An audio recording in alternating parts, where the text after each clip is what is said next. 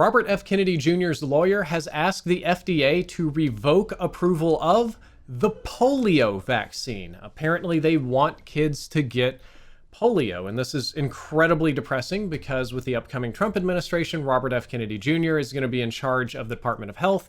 He'll also be hiring all of the people for top jobs at the Department of Health and Human Services, and the person that he hired to help him do this is Aaron Siri, who's a lawyer that specializes in vaccine lawsuits and has sued the government many times to remove vaccines from the market.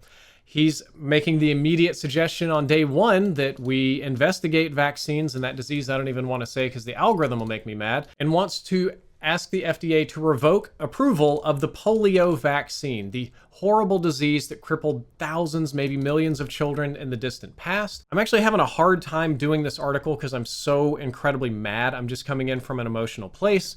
Polio as a disease is mostly eradicated, but not fully, thanks to anti-vaxxers doing what they do best. It is making a comeback.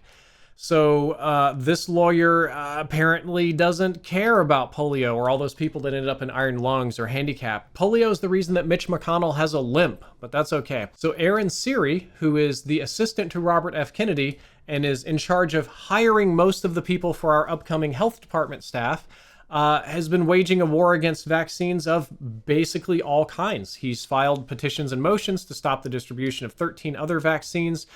Some have been challenged, some have been quashed, challenged vaccine mandates, sued federal agencies for the disclosure of records related to vaccine approvals, and subjected prominent vaccine scientists to many hours of depositions.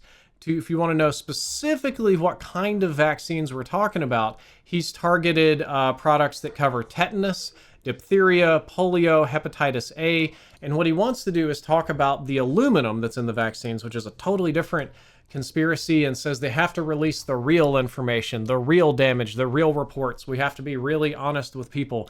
But let's be honest, guys. We all know this is a huge anti-intellectualism movement.